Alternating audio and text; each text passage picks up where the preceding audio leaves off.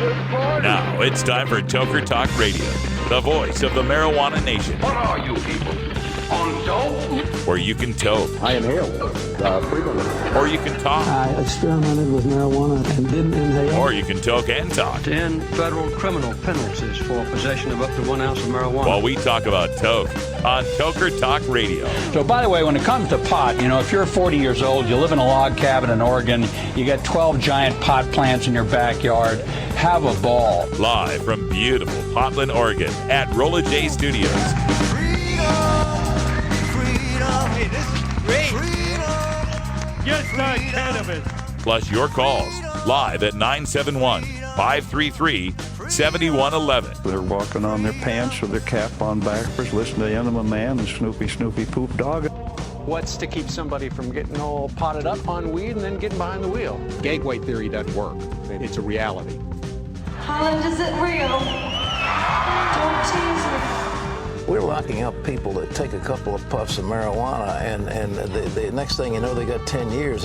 And now, here's your host, the guru of ganja graphics, the sultan of sativa statistics, and the worst nightmare of a reefer mad prohibitionist. A polite, perspicacious, productive pothead with a propensity for PowerPoint. Radical Russ Belville. All right, welcome back, everybody. Time for Hour 2. Toker Talk Radio is in effect. Coming to you live from Scottsdale, Arizona, where it's hot. Of course it's hot. It's Arizona, right? We're in the damn desert. It should be hot.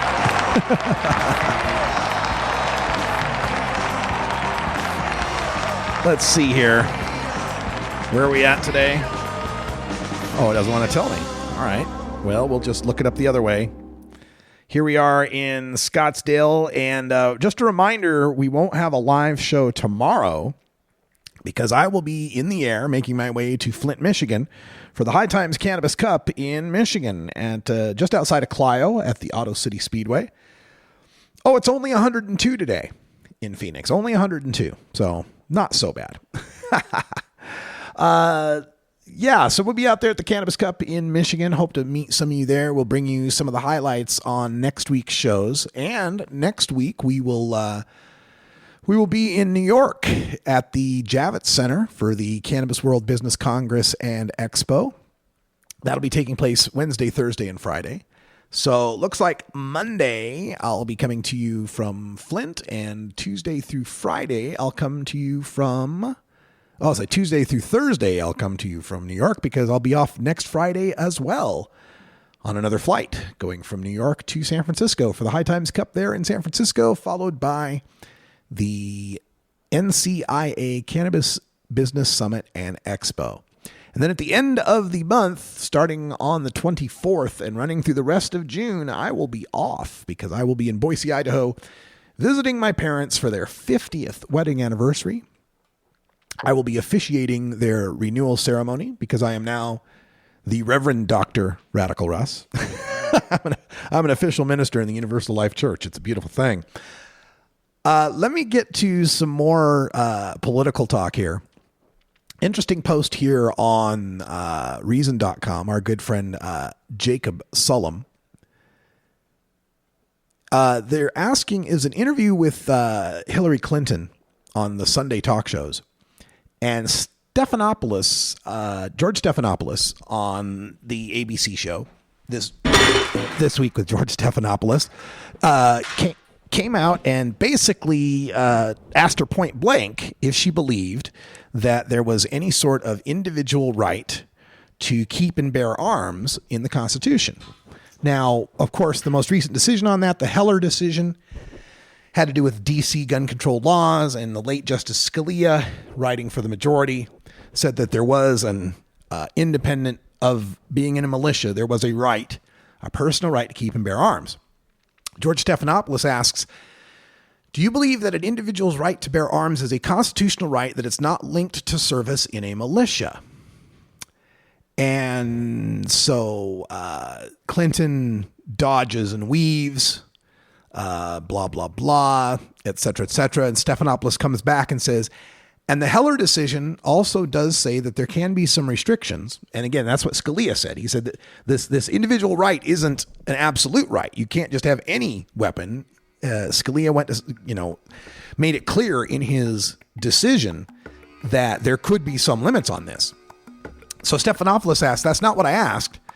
I said, do you believe their conclusion that an individual's right to bear arms is a constitutional right?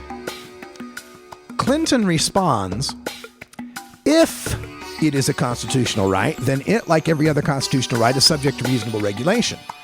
And what people have done with that decision, blah, blah, blah, blah, blah, blah, blah, blah, blah, blah. If it is a constitutional right to bear arms. Yep. All right. Well, we'll talk about that some more. And also when we come back, some scary technology in Oklahoma when it comes to civil asset forfeiture. This is the Russ Belville Show on CannabisRadio.com.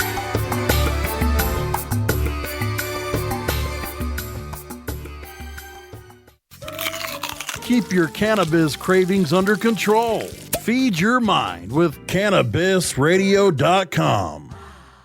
Play as Ted Growing, expelled botany sophomore and the biggest grower in town, only on Weed Firm Replanted. Available on the App Store and Google Play. It's a lot of work being the biggest grower in town. Maintaining a room full of plants while dealing with a slew of eccentric customers? From a hardcore partier to the curious neighbor next door. Is anybody home? Help me expand my bud business by unlocking new strains, customizing my grow room, and completing challenges that you can't get enough of. Grow your empire so big you can see it from space. Low on funds? Don't worry. Weed Firm Replanted is free to download.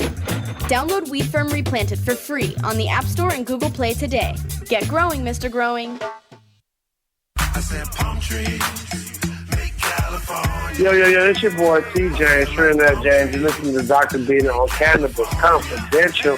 LA, what up? Nickname James, man. I'm worried like a lake. I need to... People were so excited to see you supporting our industry, and it's so important to see people who are mainstream, who are out there, that people look up to. That was my first one ever going to, so that was definitely a big deal for me. It's not just, oh man, just come smoke a bunch of joints. It's a lot of science into it. It's way more interesting than a lot of people might think who look down, per se, on what we enjoy. Cannabis Confidential, only on CannabisRadio.com. I feel like palm trees, make California. You're not high. You're listening to the Russ Belville Show on CannabisRadio.com.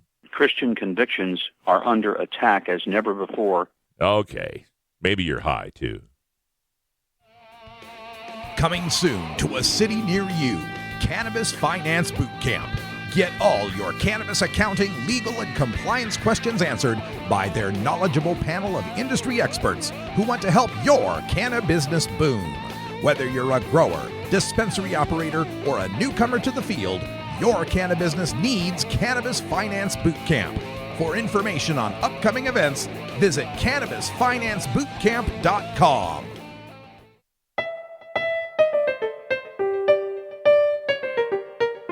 Remember, friends, there's more to life than marijuana.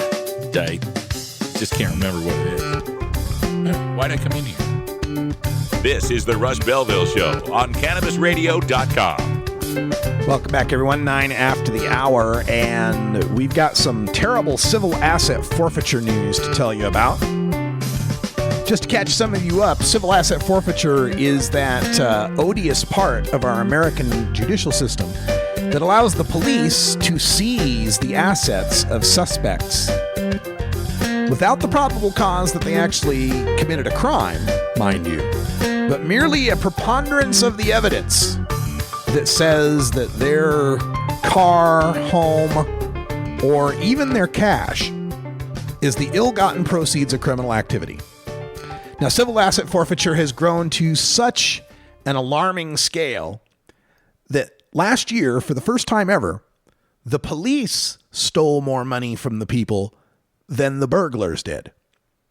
That's right. More money was seized through civil asset forfeiture by the police than money and goods that were stolen by actual thieves. It's just crazy, isn't it?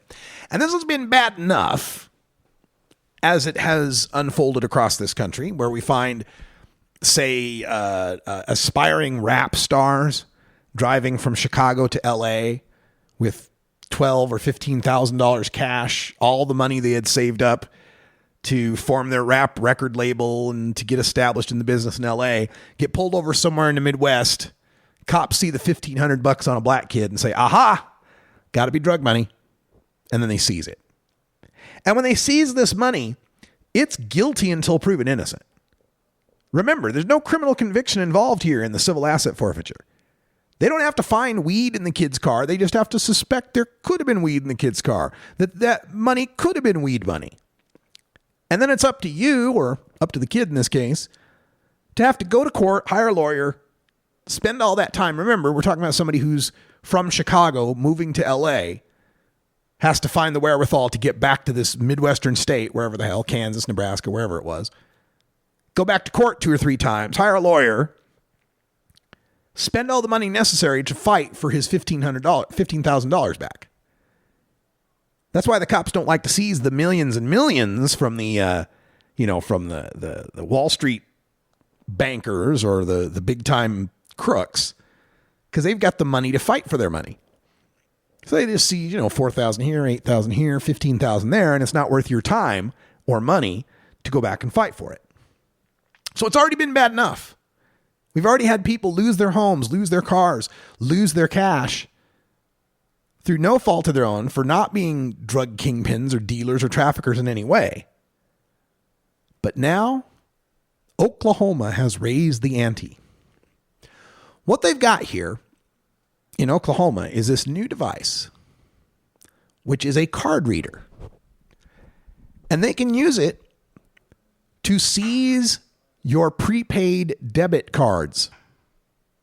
So now it's no longer enough for them to find the cash in your car and take that. Now, if they find gift cards or prepaid debit cards, they can swipe those and take all the balance off of those as well. Now, there has been some confusion in the reporting of this story. A lot of people have taken the story to mean that the cops can just take your bank debit card or credit cards and process those and take your money. That's not it. This is what we're talking about, those prepaid debit cards where you put $500 on it, you load it up, and now you got $500 on the card. It's not connected to a bank account. Or we're talking about those gift cards like you get from Walmart or Best Buy, and you'd put $50 or $60 on those. Still, the cops' justification of this. Now, this is originally a federal technology. Department of Homeland Security started using these back in 2012 against international drug cartels that were using prepaid debit cards to move money. The international cartels figured, hey, cops keep busting our guys with thousands and thousands of dollars of cash. So instead, we'll load the money up onto a prepaid card, or 6 or 12 or 20 or however many. And then those cards are less likely to be stopped. So the feds back in 2012, passed the law and came up with the way to be able to go up against these drug kingpins who were stashing thousands and thousands of dollars on prepaid cards and moving it across the country. But as usual, a law enforcement technique intended for the feds to go after big drug kingpins and terrorists has inevitably trickled down to the local level for cops to be able to enhance their police department budget by busting people with prepaid cards. Now, the Oklahoma authorities promise us this won't be abused. No, they're talking, if we pull someone over that's got 40 prepaid cards taped to the underside of their hood, that's who we want to get. Oh no, we would never just go after the guy that's got 2 or 3 gift cards or a prepaid debit card to go to college. We'd never go after that, right? Yeah, right. That's what's going to happen. This is what's happened in every single situation where there's been a technology or there's been a policy designed to go after the big kingpins, the big terrorists.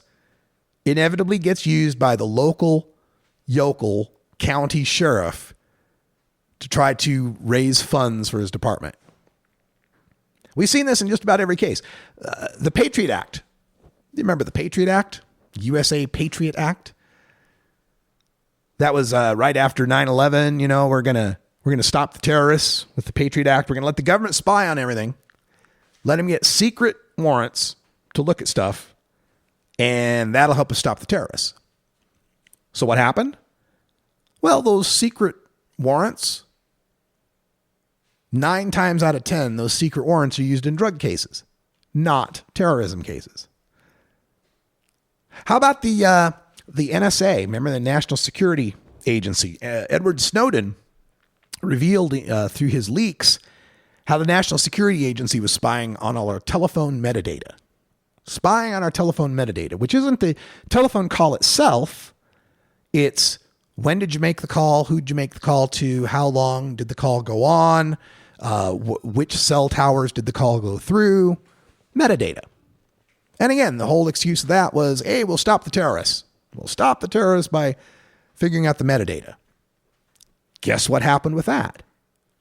It became a program by which the Drug Enforcement Administration, the DEA, would use this NSA data to try to figure out where the drug kingpins would be, where the drug dealers would be, traffickers would be.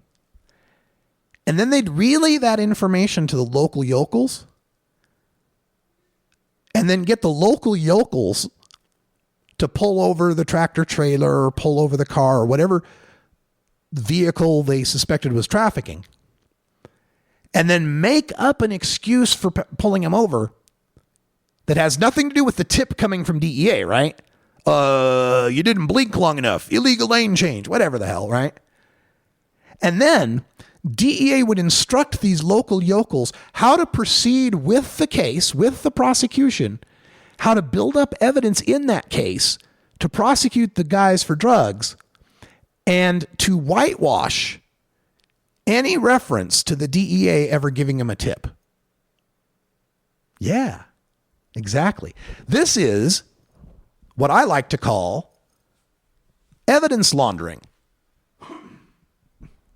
You know, in our system of justice, both the prosecution and the defense have what's called discovery. Somebody gets accused of a crime. The defense can ask the prosecution for all the evidence the prosecution has built up, can ask for all the experts and the witnesses and accusers that are going to testify. And vice versa. The prosecution gets from the defense its witnesses and its evidence and so forth. Both sides get to play on a level field. But under this program that was going on for years and years and may still be going on, under this program, it wasn't a level field. Because the defense attorney would never know about the involvement of the NSA or the DEA in this case. All they'd ever know is that local yokel cops saw a tractor trailer truck, pulled it over for a missed blinking light, not changing lanes correctly. That attorney would never know that the DEA originally gave that tip. And not knowing that that tip was there means that the attorney couldn't go back and find out, did the DEA have probable cause to go collect that information in the first place? Was the proper chain of custody of that evidence followed? Was there any... There's nothing. There's nothing the defense attorney can do. For the defense attorney, that case didn't start until the local yokels got involved, but the local yokels would have never gotten involved if it weren't for the DEA and the NSA. So this Oklahoma debit card reader is just yet another example of well-meaning people in our government faced with an overwhelming fear of the terrorists or the drug kingpins or both. They tend to conflate the two. Just another case of reacting in fear, subverting our Constitution and our civil liberties with the promise that no, it's only for the big bad guys. And once again, we find out that nope, any power you give the government to go after the big bad guys is a power that can be abused to go after you. We'll talk a little bit more about this. We're going to have to take a break, but we're going to talk a little bit more about this and libertarianism in the 2016 election when we return.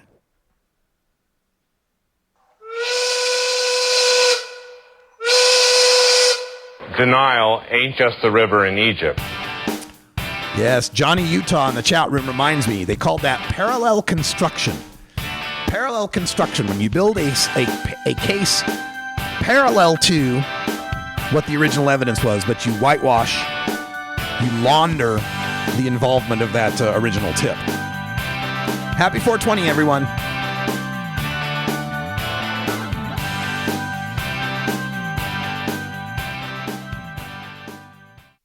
From dabs to chibas, sativas to indicas, we roll out a whole concentrate of fresh new content every week. It's like going from the greenhouse to the dispensary. CannabisRadio.com. Great websites today need expert web design and development and need to be e-commerce ready and mobile friendly. But building a marketable and profitable website can be an uphill climb. Ready to make your new website or replace your existing website? Think Orange as the new way to get in the black. Orange Hill Development works with Fortune 500 companies and offer the same top quality development service at a fraction of what other providers charge. Brands like Absolute, Carlsberg, and Nestea trust Orange Hill Development. Find out why you should trust your website with Orange Hill. Contact Orange Hill for a consultation today at orangehilldevelopment.com. NORMAL stands for Responsible Adult Cannabis Use. If cannabis use is causing problems in your life, consider taking a break or seeking medical assistance. Consider ceasing cannabis use if you have a family history of mental illness. Don't drive or operate heavy machinery while impaired by cannabis use. Cannabis use is not without risks, even though the risks are far less than those posed by legal drugs.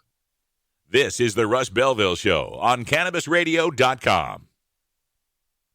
Hey everybody, it's Radical Russ here from 420 Radio, inviting you to be like me and get your ink done at Lucky Horseshoe Tattoo, Fort Worth's most female-friendly, clean, sterile, awesome tattoo shop. Thomas and his crew are true artists who can design you a custom piece or use a design you bring in. Lucky Horseshoe Tattoo also offers all styles of tattooing as well as piercings and all-around fun. In the DFW area, stop by Lucky Horseshoe Tattoo and tell them Radical Russ sent you. Trust me, it'll feel awesome.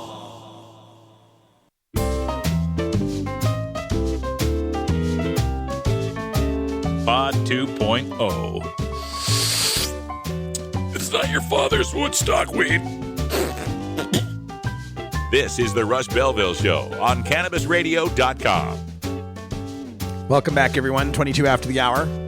Flipping through the internet, seeing some of the headlines. I don't know if you saw this one out of Yellowstone Park. 23-year-old man ventured off of the boardwalk around all of the high-temperature volcanic geysers that are out there in Yellowstone. And he apparently fell into the hottest one. And the authorities now say there are no remains.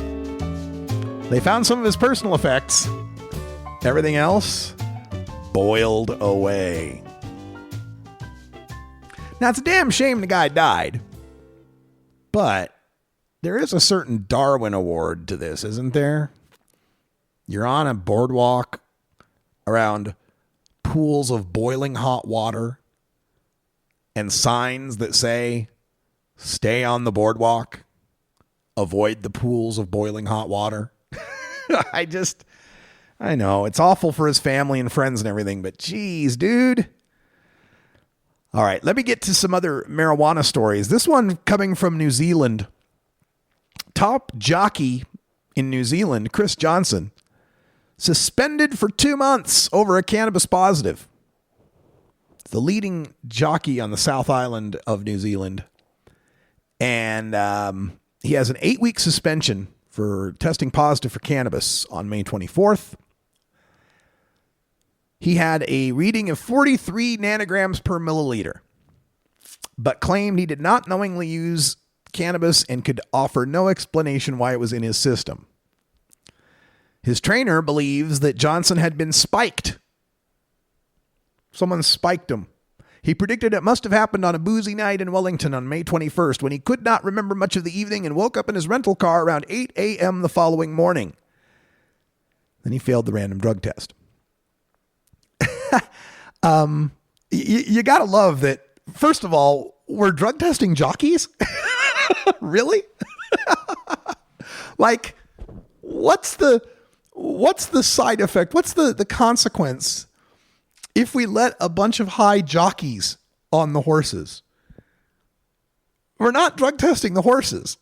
We're drug testing the jockeys, right? Like, I can see the argument if we're talking NASCAR, right? Drug testing. Don't get me wrong. I'm against drug testing in all respects. But at least you can make a logical argument for drug testing a NASCAR driver. Hey, man, you're handling a car that's going 200 miles an hour around a whole bunch of other cars going 200 miles an hour. And not having your best reaction times could definitely be harmful to you, the other drivers, and even the spectators. So I can at least make that argument.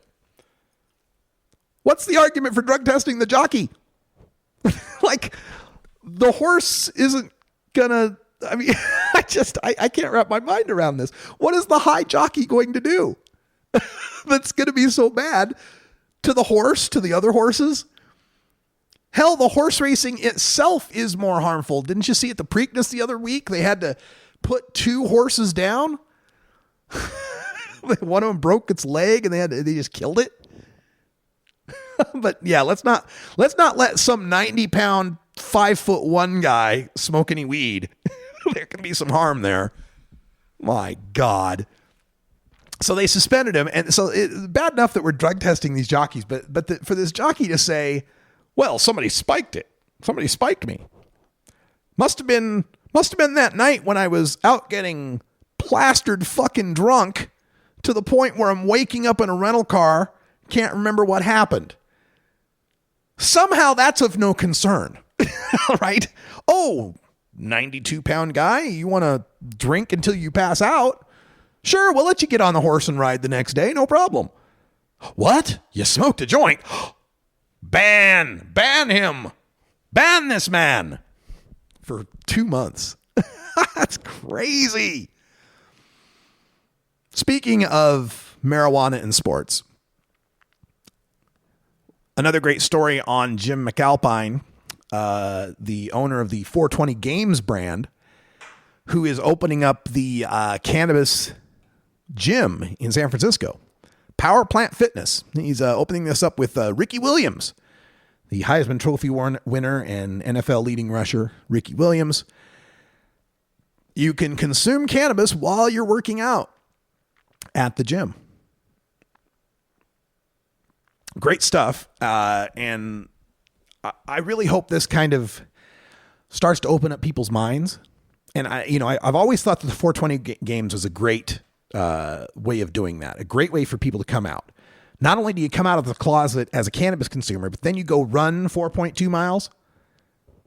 And the public seeing all these people running in the 420 game, they it's really gotta attack that stereotype of lazy stoners. Now, you and I already know that the statistics show that we have better body mass index. We tend to be healthier people.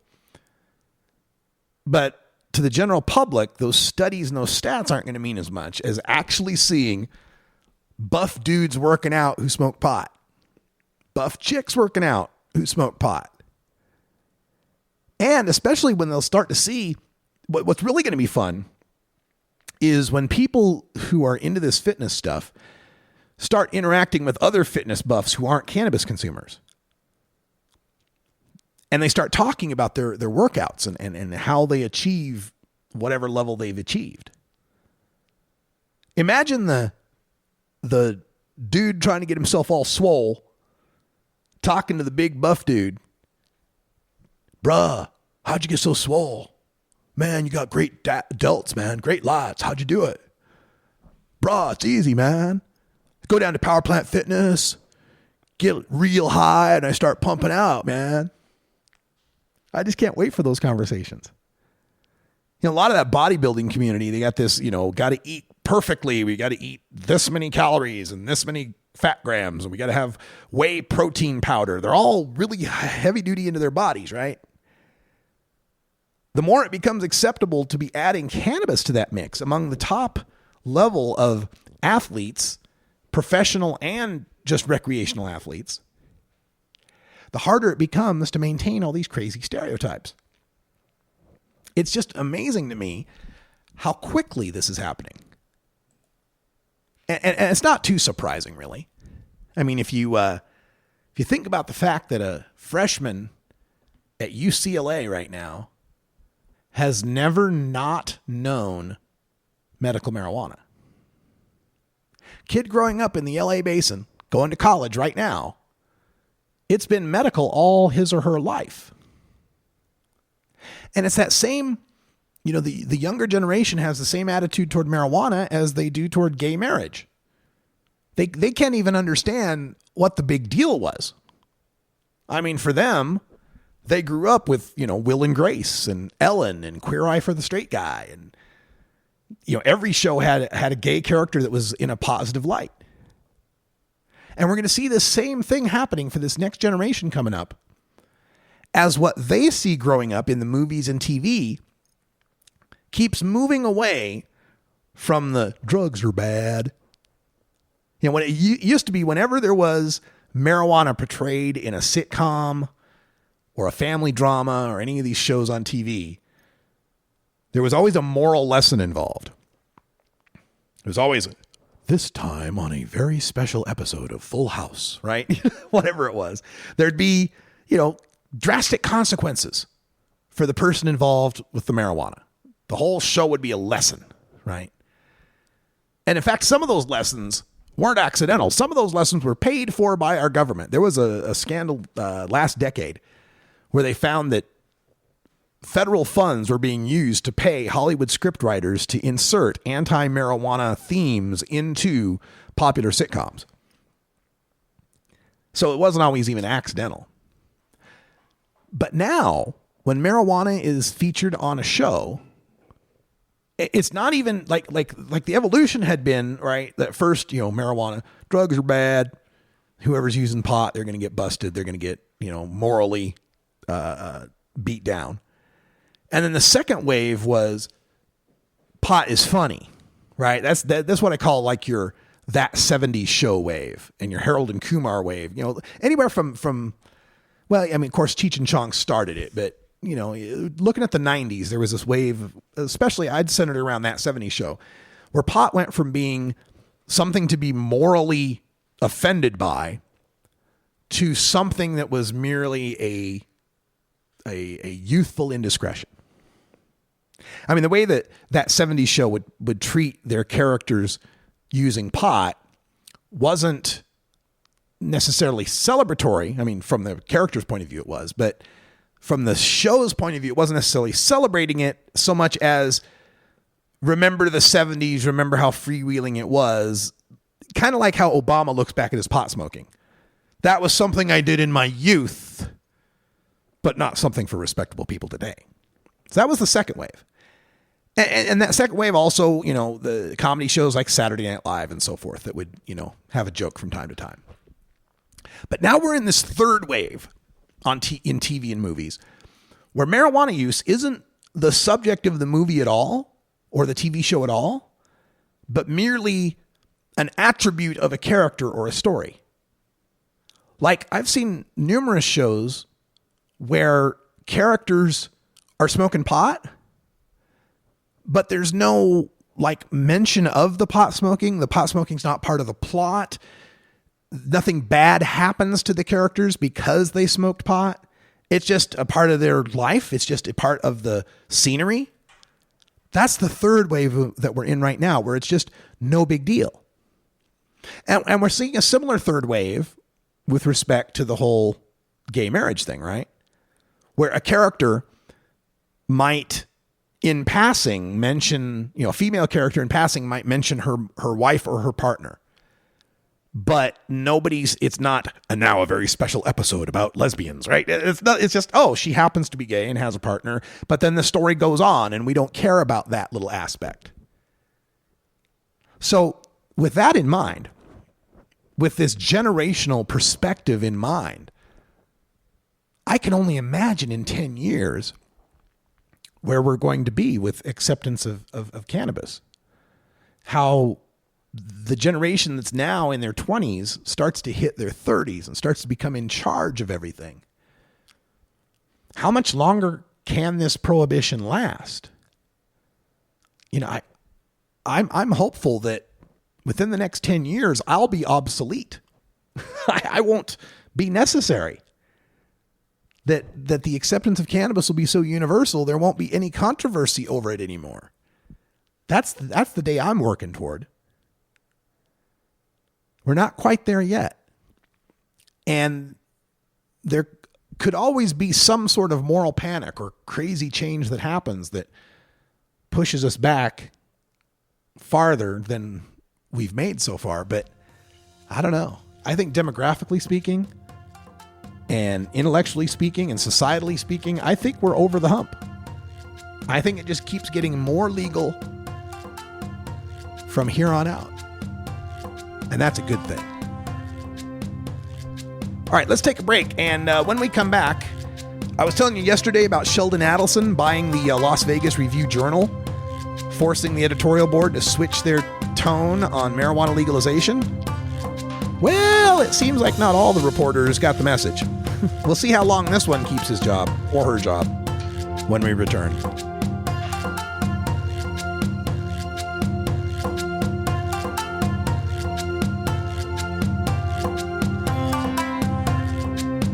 This is the Russ Belville Show on CannabisRadio.com.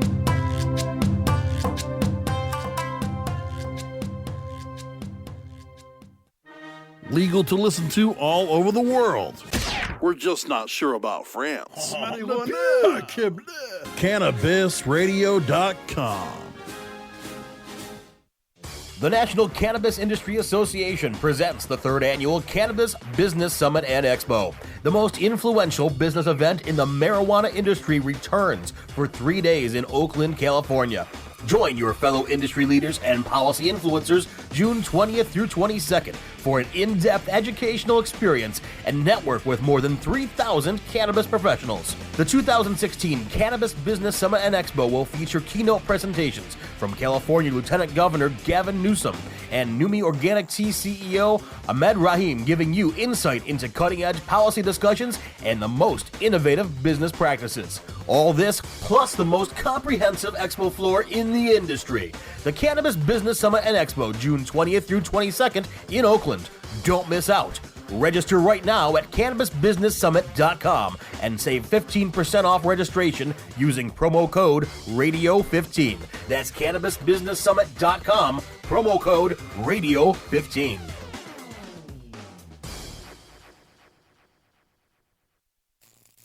Ignite the conversation on some trending topics along the Cannabis Radio social media network.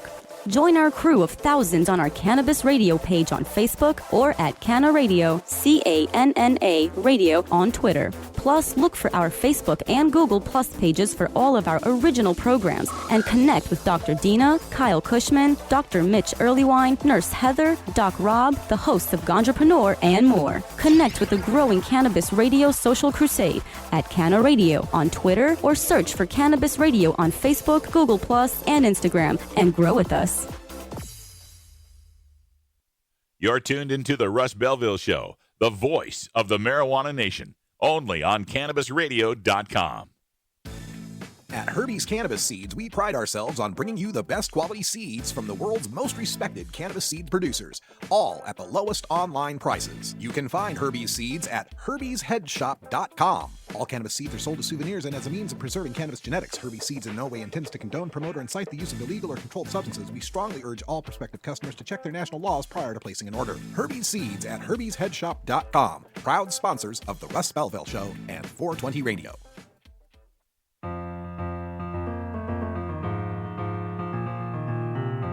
Pod 2.0. It's not your father's Woodstock weed. This is the Russ Belville Show on CannabisRadio.com. All right, welcome back, everyone. 39 after the hour. Interesting story coming out of the Las Vegas Review-Journal. We mentioned yesterday how Sheldon Adelson, the Las Vegas billionaire, the man who donated $4.5 million of his own money to help defeat medical marijuana in Florida in 2014. That Sheldon Adelson. Well, Sheldon went and bought the Las Vegas Review-Journal, the leading newspaper in Las Vegas. And for years, Going back to 2002, this paper's editorial board has always supported marijuana legalization. They've always opined in favor of marijuana reform. But last December, Sheldon bought the newspaper, and in an editorial this week, the editorial board reversed its position on legalizing marijuana. Apparently, Sheldon took the board to a drug rehab, and that changed their mind, according to the report. That opened their eyes to how deadly dangerous marijuana was, because some people become alcoholics and heroin addicts. Had nothing to do with marijuana, but still. So Sheldon Adelson got them to switch, and I don't think it was the tour to the drug rehab facility at all. I think it was the editorial board realizing they'd be out of a job if they didn't do what Uncle Sheldon wanted him to do. So that's why I'm kind of surprised by this story that's on the Las Vegas Review-Journal today, written by Lauren Linehan. And I don't know if that's a female or a male, because it's spelled Lawren, kind of like Lawrence would be spelled. So I don't know. But whoever Linehan is, congratulations on the story. It's entitled, Veterans Say Marijuana Helps Ease PTSD and Pain. The Las Vegas Medical Marijuana Association had a tour of a local dispensary and let veterans describe how medical marijuana has helped them. They had one veteran, her name's Christina Alfonso Zia. She uses medical marijuana for her post-traumatic stress. She says, from the time she left the military, I attempted suicide every year. At first, she turned to alcohol, synthetic marijuana, and other drugs to cope. After a while, the opiates don't work, she said. But once she got on medical marijuana, it worked for her. Another veteran, Top Gun Commander Shane Terry, has chronic pain from a combat injury, does not use any other pharmaceutical drugs, uses medical marijuana to relieve his pain. Seth Holycross, an Army veteran, patient that uses cannabis for post-traumatic stress, he says he tried therapy, sleeping pills, antidepressants, and anti-anxiety medication before turning to cannabis, saying, quote, they would make me sick. I couldn't get out of bed at times. I would miss work because of it. I just had to get away from that stuff, end quote. So, a positive story on medical marijuana for our veterans just after the Las Vegas Review-Journal board, editorial board, opined against legalizing marijuana. So at least somebody's still got some stones out there at the Las Vegas Review-Journal. Thank you, Mr. or Ms. Linehan, for that report. We appreciate it. It's mind-boggling, though, every time we have to bring this up, that we wouldn't let our veterans just smoke pot. I mean, really, obviously, I think marijuana should be legal for all people, right?